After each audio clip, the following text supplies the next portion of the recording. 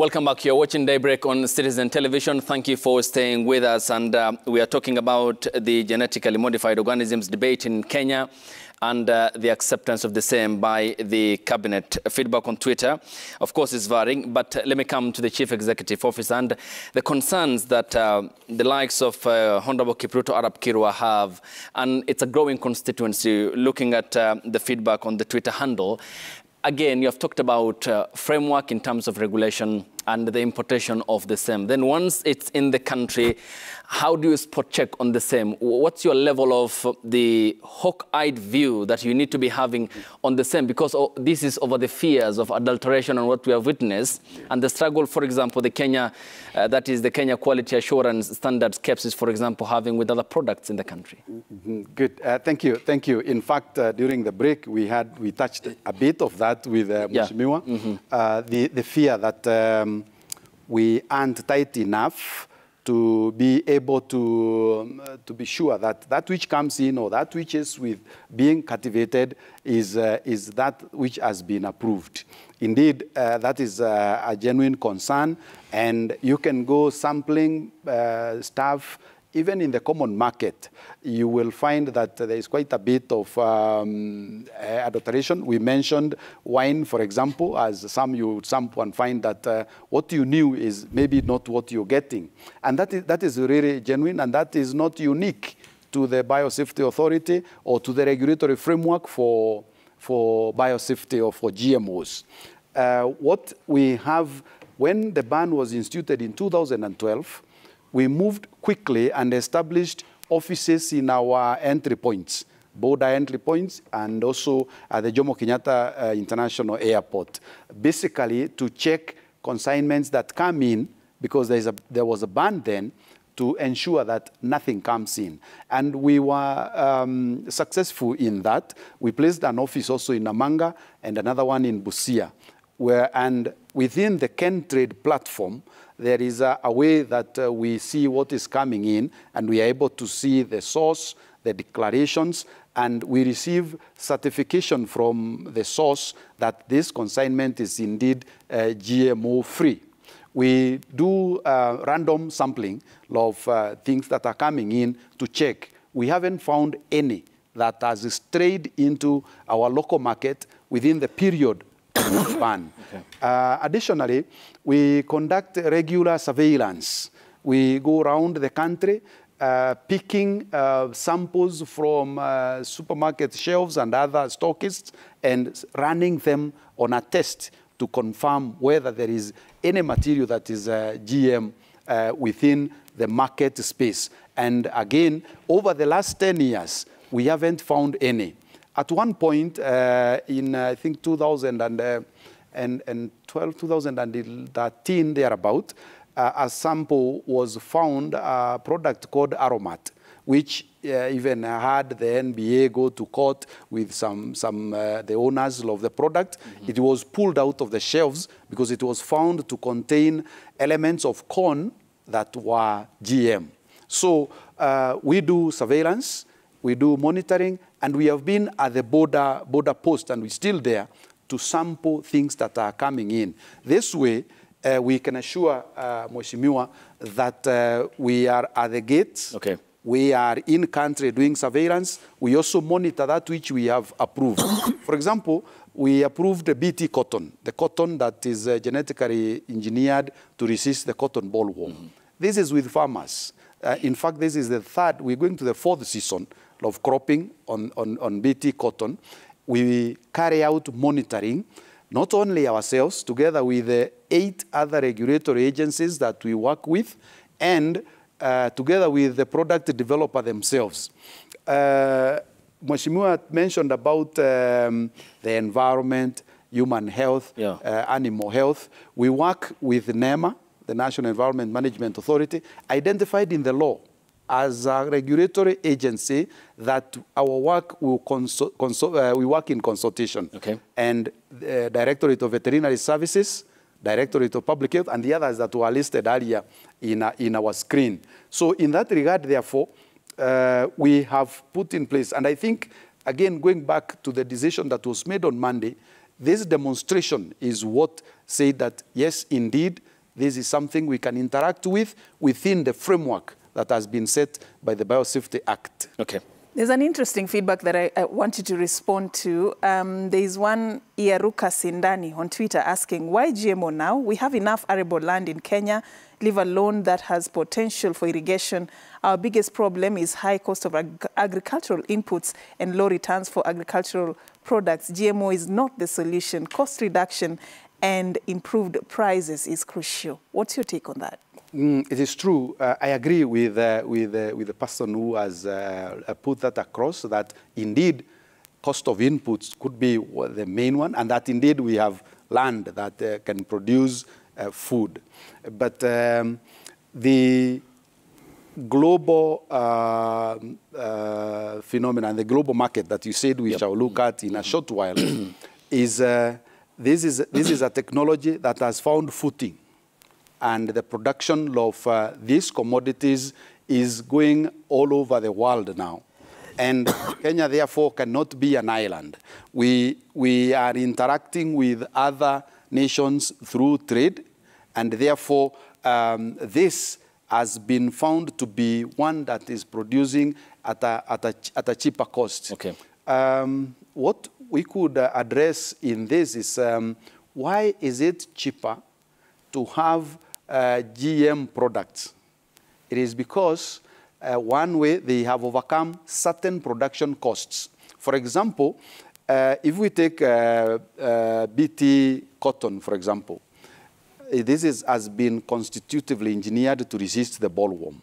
If that was not done, we would be spraying about 12 times. Now, if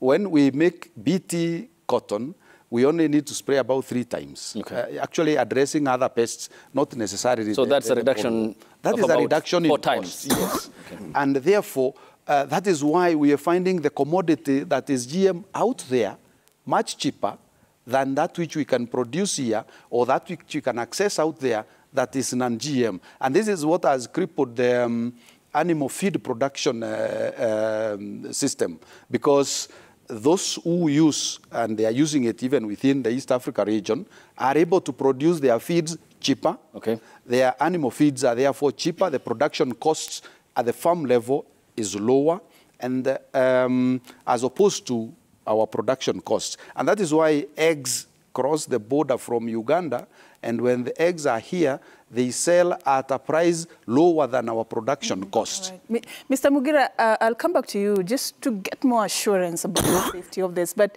let me come to you, Anami. Remember, where we're coming from is the ban that was put in place by the then Health Minister, Betty Mugo, in 2012. This was after there were safety concerns that were raised. There was a journal that was in the public domain about, GMO crops being linked to cancer after a mouse that was fed on it developed cancerous tumor. I mean, this journal was later discredited, I agree, but what has been done between then and now that can affirm and justify the decision by Cabinet the other day? What has been done in terms of research to either dispute or confirm the links that this has been, GMO is linked to cancer? So thank you very much for that question. Before I respond to that, I'd like also to assure Mheshimiwa on what he has been talking about breeding. Mm-hmm. So breeding, when you cross 2 varieties, one with desirable traits, so that the other one can also obtain those results, desirable traits, it is actually equivalent to genetic modification. Because what you are transferring is actually the genetic material from this plant to this other organism. Okay. Now, tissue culture techniques is also a biotechnological technique that you take tissues through tissue culture, and you are able to regenerate plants with certain characteristics. Now, we know that tissue culture techniques are also stressful in that conditions. And within that stress, there are possibilities of genetic rearrangements that we do not know, but they're happening naturally, and you can actually obtain plants that are disease-free from this particular culture. Now, it's a biotechnological technique because we only integrate the transformation step to be able to achieve a genetic transformation outcome. Now, on your question, the Seralini paper, in fact, it's true, and that is actually the basis upon which the importation of GMOs was banned in this country. It was very clear that everybody who read that information will be concerned. Okay. And we were also very much concerned if it's true that that's the case. But now, over a very long time, these experiments were repeated in many laboratories across the globe to be able to be sure whether they can reproduce and confirm those results. And it was very clear that the research was not well thought, it was not clear, it was discredited, the paper was retracted, and in fact, the scientists apologized. And therefore, for that matter, there is nothing and no evidence as up to now that GMO causes cancer. Okay, and as you mentioned that then, how about the critics, for example, the likes of Honorable Kiprot Arap Kirwa, who argue that it isn't fit for human consumption? You talked about this addressing climate change, for example, because of the consequences we are facing across the world, and in regards to also food security addressing, which is a very, very standing out problem when you look at the current situation in the country. Beyond that then, are there consequences on the human life that you can point out beyond the positives that you have talked about of the genetically modified organisms? Yeah, there are consequences that people have raised. For example, there's a possibility that the genetic material that has been introduced could also cause allergy or allergens. But this has actually been worked on with scientists to ensure that the regulations that are actually available, genetic materials are actually produced that are not with allergens. And then the second thing that has also been raised is the question of whether these particular materials can actually be escaped and go into the environment.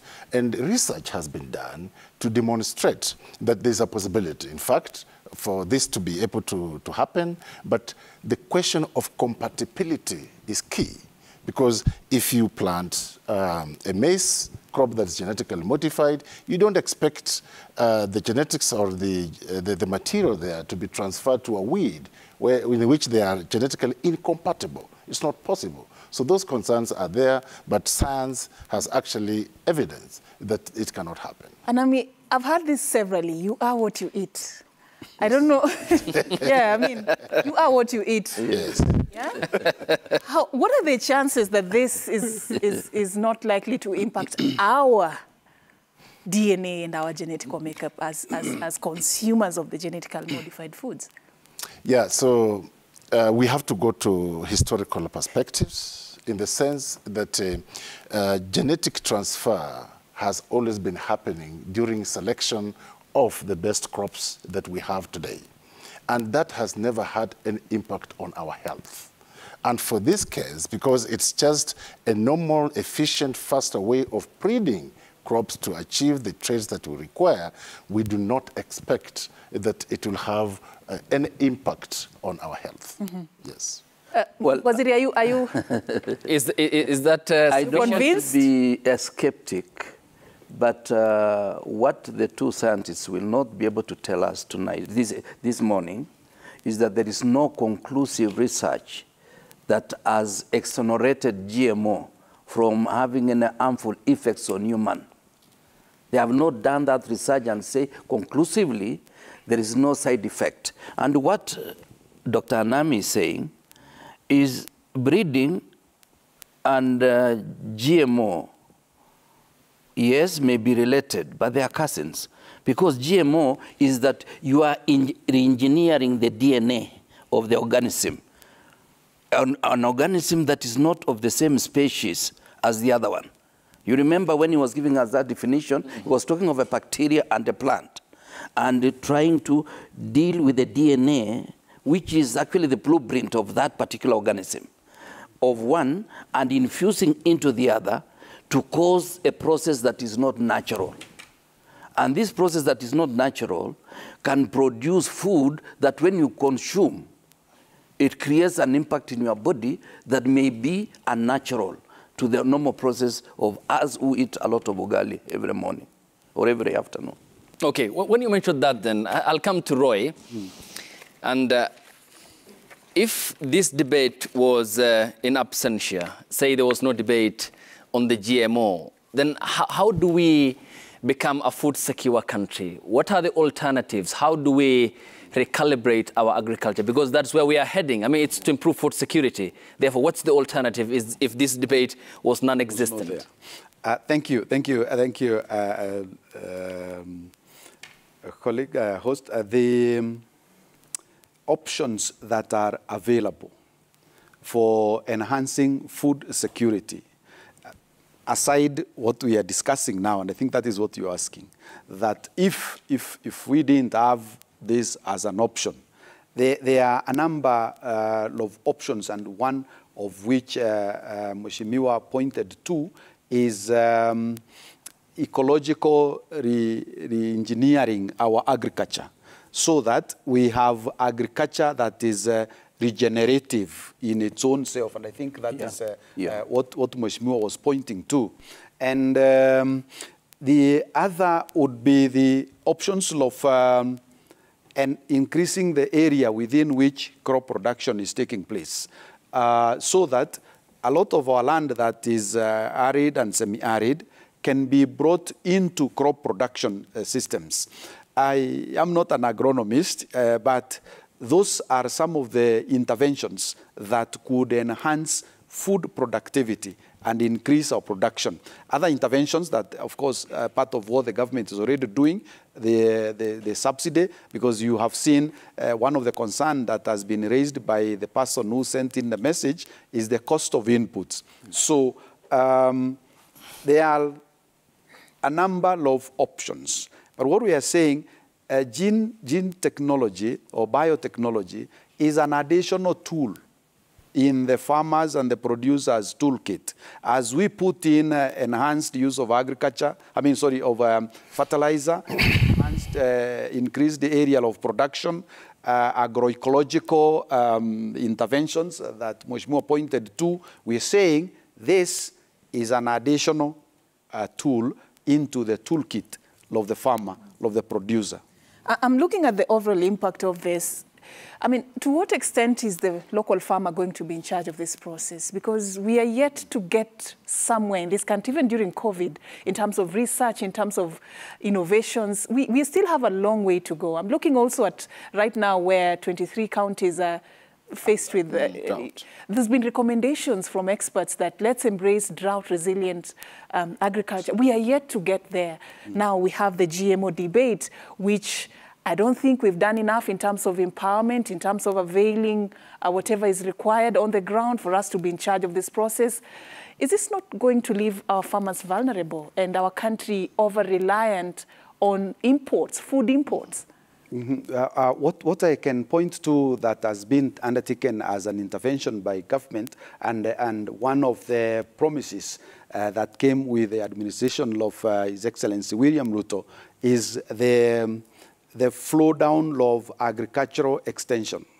So that, and that has been, even from my point of view as an authority, as an institution, the gap has been there of awareness, information, and taking charge. What you're saying, that how can we ensure that our farmers can take this technology and be in charge of it as we move forward?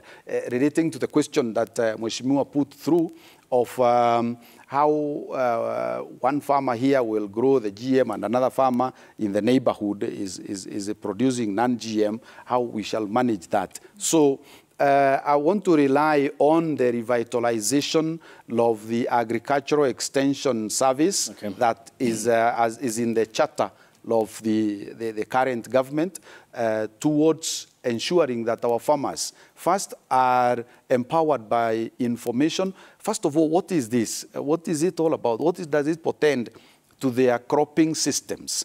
And how will it fit into the mix of how we do our farming? You will agree that our farms in the small-scale farms are mixed. You will find a little of beans and maize and pumpkins and stuff in one farm, as opposed to the commercial view that we have seen elsewhere, where it is a whole stretch of maize and a whole stretch of some other crop. So my posture to that, of course, that is also not within my domain, but I rally on the charter of the government of revitalizing the extension service in close consultation and in close partnership with county governments, where, again, the operations of agriculture have been devolved. Okay, and then the conversation around this and the dialogue needed to establish a two-way communication channel. I'll come to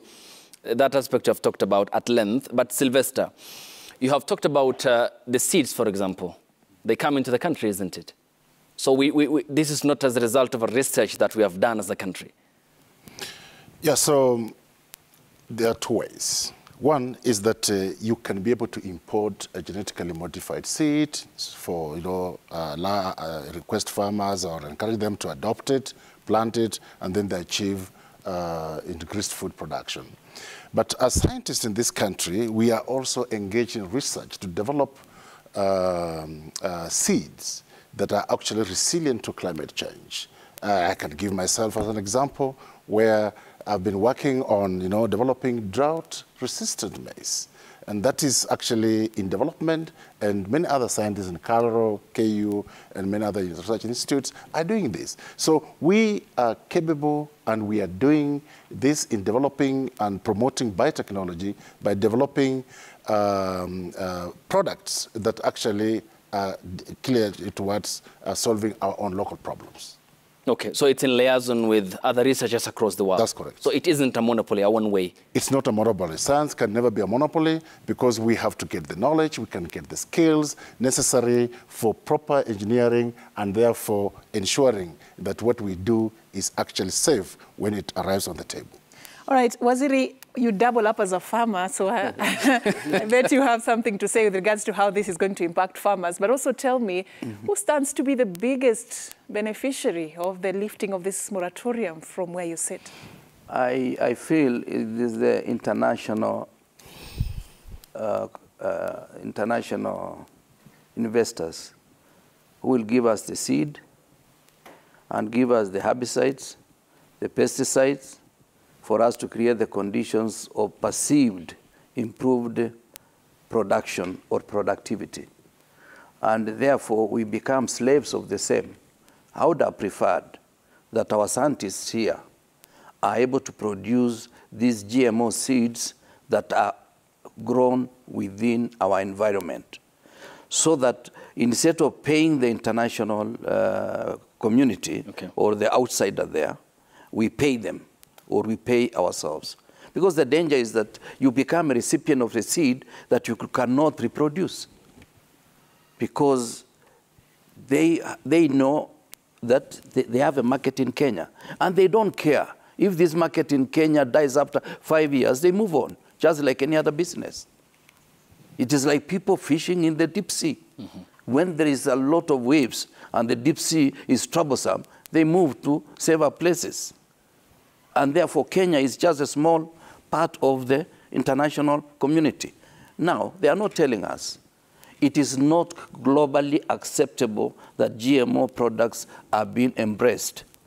And therefore, what we run to see in the near future is that some countries will put some barriers on some of our exports, the way it was done because of DDT. Because DDT was a product that was banned elsewhere, but it was still being used in Kenya. And it contaminated our waters. And when our waters were contaminated, the fish was contaminated. And we spent a lot of time with the former director of fisheries, Mrs. Gitonga, trying to clean the system to reduce what they call minimum residue levels for our fish to be accepted in Europe. Now, this is another exercise that will put us in the same trouble, that we will go back because some of these things will be done through irrigation. And when you do irrigation, some of it will be swept into waterways. And the waterways now will be contaminated by the GMOs. And they will be traced that there is GMO product from Kenya pertaining to this particular crop. Okay. And therefore, they will ban that crop. What shall we do? Which then, according to you, affects our exports? It will affect our exports, our businesses, and it will affect the economy And you see, food security is something that is akin to national security. The moment you are not producing your own food, standing on your two legs, you are a prisoner, you are a slave. Now, my worry, I'm not dramatizing this. My worry is how much have we spent on the other methods, reducing post-harvest losses. The government has not been buying maize to store in better capacity. And for maize, for example, post-harvest losses go up to 40% if you store at home. And that's when you go to Kambani, you hear aflatoxin because of poor storage. They harvest when it's still wet, and they store in conditions that encourage aflatoxin. All these issues, if they were addressed, and we do cost-benefit analysis, we run the risk of not involving ourselves with GMO. Okay. Just one final follow-up, Waziri. You have said that we ought to be having the capacity to do our own research here and to an extent produce our own GMOs. Would it be different than if we do it domestically, that such pollutions as you have mentioned in our water sources would be forestalled and that our exports will be safe? Would it be different if we produce ours? It will be different because it's not just even GMO alone. If you do research on issues of tissue culture, which is not synonymous with GMO, on issues of breeding of maize, which has been done for the last 100 years in the world, and in Kenya from, I think, 1938. So it is not the same. But people conveniently want to say GMO is a solution to food security. It is not a solution. It is a short-term panacea to a problem that is likely to bedevil our society. They will tell you, research and extension died 10 years ago. What have they been doing on research and extension? I'm happy to hear my colleague, my panelist colleague here, saying extension is going to be revived at the county level. Many of the officers in my former ministry, they have been in county doing nothing. No research money has been spent by the government. Go to Tea Research Foundation. Go to Sugar Research Foundation, go to all these research institutions, including Calro. They are only relying on money from foreigners. Our own GDP component that we are supposed to give to research is not there. All right. I'd like both Roy and Anami to respond to some of the concerns that have been raised by Waziri there. And also, one of the stories that was done by our seasoned reporter, Sam Ogina, that, you know, asks a very pertinent question. This decision by Cabinet came just 7 months after the U.S. Government protested a ban claiming it was restrictive to its exports to the country. And of course, this has raised several questions. Could this lifting of the ban be a product of a diplomatic push by the U.S. government? Could it be a political decision that was inspired by probably a move to appeal to the West? Several questions that have been raised with regards to the timing and, you know, who stands to gain from this. Just tell us a bit about what you read from the concerns that has been raised. Let me begin with you, Roy. Thank you, Safin, once more. I will start by the research and the extension service down at the county level.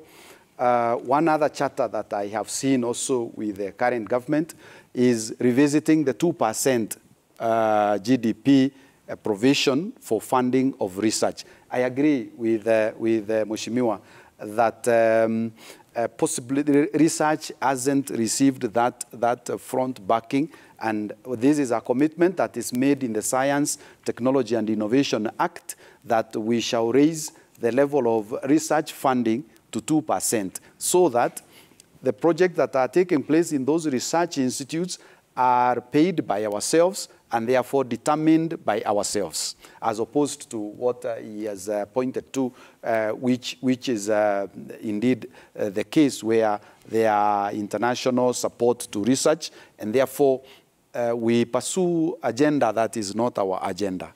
Well, at the National Commission for Science, Technology and Innovation, we also put forth the National Research Agenda so that we can have our agenda, not anyone else's agenda.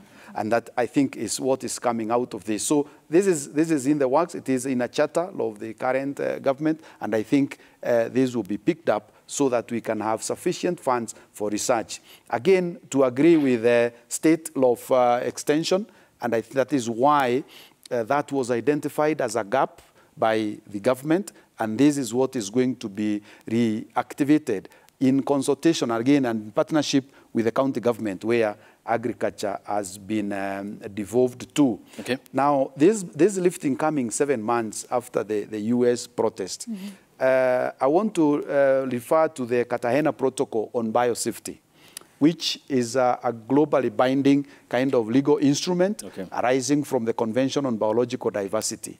It has two main principles. One is the principle of precautionary approach, that we handle this with the precaution. I mean, put in place mechanisms and systems of assuring safety, which is the framework that we're talking about, and before we can engage in this business.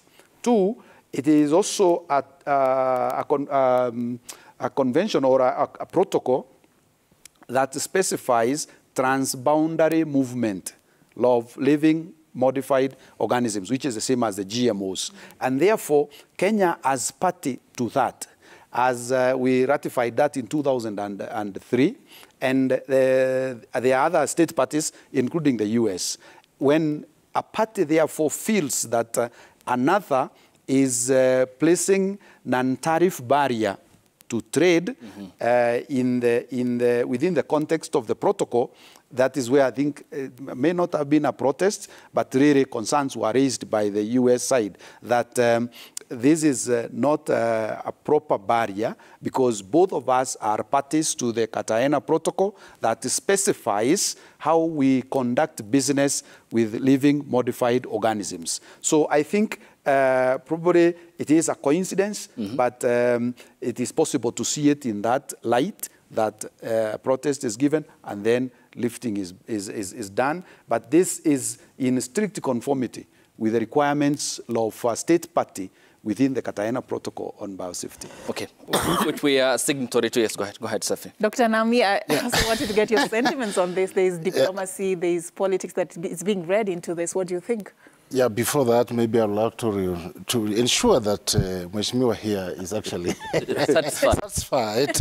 And you have tried to do that. Yeah, so I may agree with him that extension services may have gone down in this country, but the research has not. I think through the National Research Fund, they actually fund scientists in this country to do research on various areas, including biotechnology. And therefore, the little that we have, we should be thankful and request that they increase funding for local scientists to be able to do research to solve our local problems. And then there is this issue that he has talked at least twice on aflatoxin. And clearly, adequate methods, or the methods that are available to control aflatoxin contaminations, are not adequate.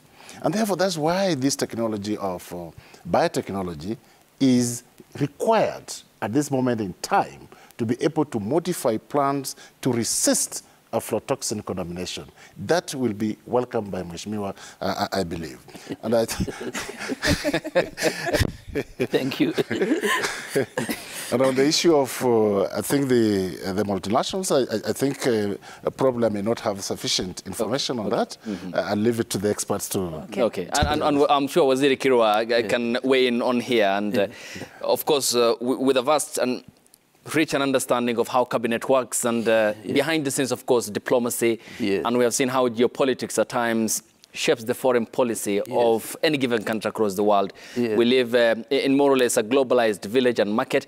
But given what has happened between when the tenure of President Kenyatta expired and the coming in of the President William Ruto, his cabinet, and the American delegation that paid him a courtesy call at State House in Nairobi, and more or less the observations made by foreign experts that the President is now more or less keeping his eye on the West, that's the European Union and the Americans, off from President Kenyatta's dalliance with the East, that is the Chinese and the others. Could this have been informed by multinational interests? I think the body language of the two brothers, because they are brothers, because 2013, they are wearing the same shirts, the same ties. And one time I asked the current president, where did the rain start beating us? Because the two of you were together, and we liked it. I may not have supported them, but we liked the fact that the Kikuyu and the Kalenjin for the first time were going to embrace each other. And yet they've been strange bedfellows 5 years previous. Now, the perception has been, and this perception, it may not be reality, that the current president is trying to reverse what his brother did in a 10-year period. But the way I understand diplomacy, and let me declare that I'm also a student of international relations. Okay. Yes, I'm completing my PhD. And I understand diplomacy can be done in many ways. That the current president may not necessarily be running away from the East, but is trying to expand his number of friends that will come on board to support the economy of Kenya. In so doing, he is also persuaded by the businessmen of the West that, yes, we can do better with you because these are the conditions that will give you not so strenuous as to take over the port like the way they did in Zambia. Okay. And number two, we can also do business beyond the government to government. It can be people-to-people business, including the issue of GMOs. So it cannot be lost. And remember, these governments in America, they are supported by these multinationals. They have a lot of budget for purposes of supporting local politics. And therefore, any regime in power in the West will try to embrace Kenya or any other country in Africa because they see us as a net market for their produce. They don't see us as a net producer of finished goods. We are a net market because the day Africa will turn into producer of finished goods, the West and the rest of the world will be crying. We have a huge potential. DRC alone can feed the rest of Africa, but we are restricted from doing that. Okay. And that's why GMOs have to come to Kenya. Interesting you point that out, Waziri. And the former UK Prime Minister, the Labour Prime Minister, 1997 to 2007, that is Tony Blair, in a debate in South Africa, mentioned that half of the world's arable land is in the continent. You mentioned Africa and the DRC. Yes. Then what needs to be done from the political goodwill perspectives to boost agriculture, not necessarily embracing GMO, because you have the land? What lacks? We need to run away from solutions prescribed by others. We have scientists here, but they are refusing to research and give us organic solutions to Africa problems. They are waiting to take secondary information, data, from those people, come and produce here at Calro, and tell us that they are doing something on GMOs. Is there the goodwill then to support them, scientists that you have mentioned? The problem is that we are victims of the same. Remember, slave trade in Africa lasted for over 200 years. And Africans, some of them had become part of it, like in southern Tanzania. For 100 years, certain communities were going all the way to DRC to catch people, get money. And when slave trade was stopped, a whole community was exterminated because they did not have a source of livelihood. All right.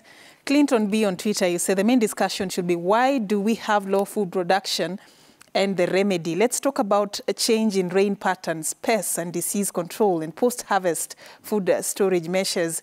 It's how can we embrace irrigation and the farmer education program. Engineer Lazaro says Kenya shouldn't take refuge on shortcuts like GMO. We are blessed with big rivers, lakes, and ocean. Why can't we adapt modern farming technology through irrigation? What's so difficult with irrigation? Mr. Mugira. Thank you, Sophie. I think that is a whole. I'll touch on a bit on farmer education. I agree that even with the technologies, all the technologies, including biotechnology, if our farmer is not properly educated and helped to manage the production system, then we will not achieve the food production. we also farm, of course, not like Mheshimiwa. We farm those small farms that we do almost like a hobby. And I have noted that our farmers, even the basics of soil tests, you know, checking the soil to see what is needed in my soil and how can I manage the soil ecological system is not there. We have not knowledge in that particular area. So farmer education, yes, indeed, I think that can even triple production. You will find we always run to the shop and buy DAP fertilizer. It is planting time. Everybody is running for that particular fertilizer. It is time to top dress. We go for CAN without asking what is the condition of the soil. Number two, pests and diseases. And this is one of the many tools that is addressing pests and diseases. Because take BT, like what Prof here explained, is meant to overcome a pest. In maize, for example, the maize stalk borer, which when maize is destroyed by that pest, it also becomes more susceptible to aflatoxin when it is taken to storage. So without going to the details of how that is done, yes. Farmer education, addressing pests and diseases, using a multiple approach technologies, including modern biotechnology that we are discussing here, is what can give us security, food security that we are looking for. Shortcuts, biotechnology, like I said earlier, is one of the many tools, and therefore it is a quicker way of arriving to a resistant crop, for example, or a crop that is tolerant to drought, like what Professor explained. Okay, Sylvester, yeah. Mm-hmm. On the aspect of irrigation, back by Engineer Lazaro? I think that we are practicing irrigation in this country. It's not that we are not. So irrigation is part of what is happening. Soil quality is actually what's happening. Organic farming is what has been happening in the absence of GMOs. So in my opinion, we need to bring all these tools together in order to ensure food security. Okay. And will that, in the long term, address our problem? Because we tried irrigation, Galana Kularu project. Interestingly, the Israeli company pulled out, and the ambassador requested his government in Tel Aviv, or then Prime Minister Benjamin Netanyahu, to call him back, and decried what he said was kickbacks requested by government officials, saying that Israel has never failed in government-to-government relations as regards agriculture. And now we have this. In the long term, will it address our problem?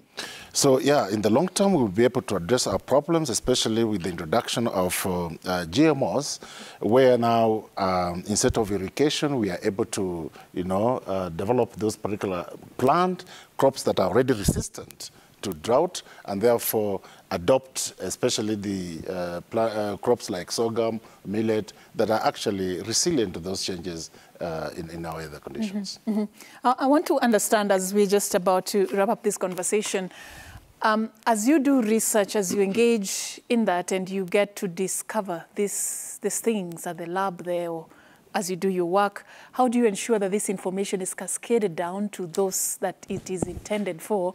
Which channels, which mechanisms do you adopt to make sure that, because I'm seeing on Twitter, there's a lot of concern about GMO. Someone is saying GMO is only going to provide us junk. Someone is saying cancer is deadly. Another person here tweeting, we do not want to die. I mean, Kenyans seems like they have very scanty information about this. What do you do as scientists to make sure that this information is packaged and delivered to the person that it ought to be delivered to in the right way? Yeah, so the first thing the scientists do when they have some data, they publish in reference channels. And this is actually not for the Wanjiku, because Wanjikus cannot actually access these journals to get the information that is required.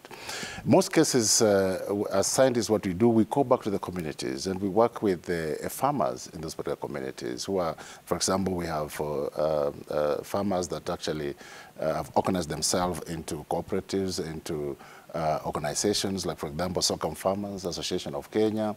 And therefore, when we go there, we have to actually talk to them, and they come to appreciate the concept that what we are doing in the lab is actually what they need for them to have this kind of increased crop productivity.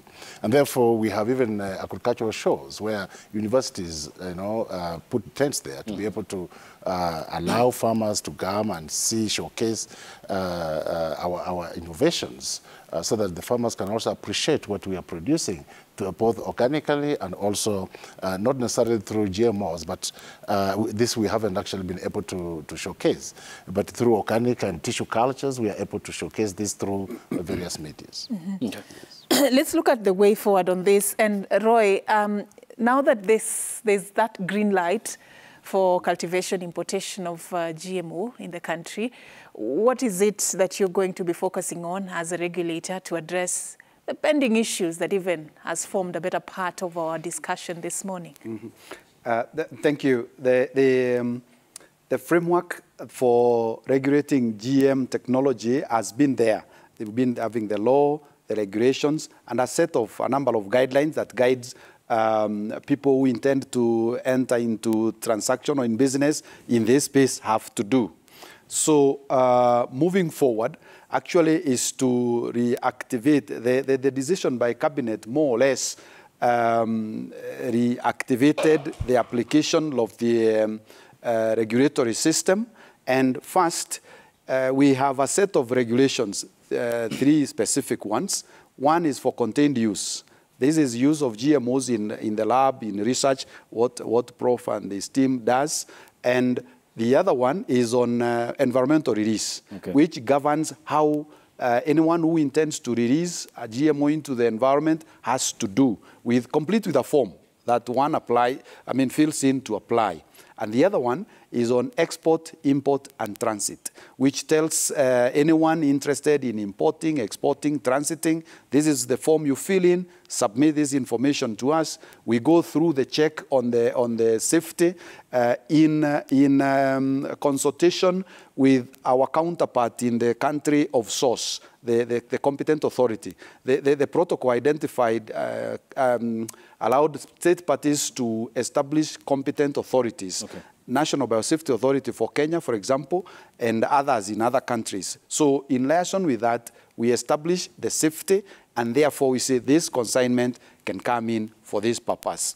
Now, once we do that, we have a framework for monitoring and surveillance. We will still follow. This applicant made an application to release this for commercial cultivation. Is it doing what he said will do? Is it fitting well within our cropping system?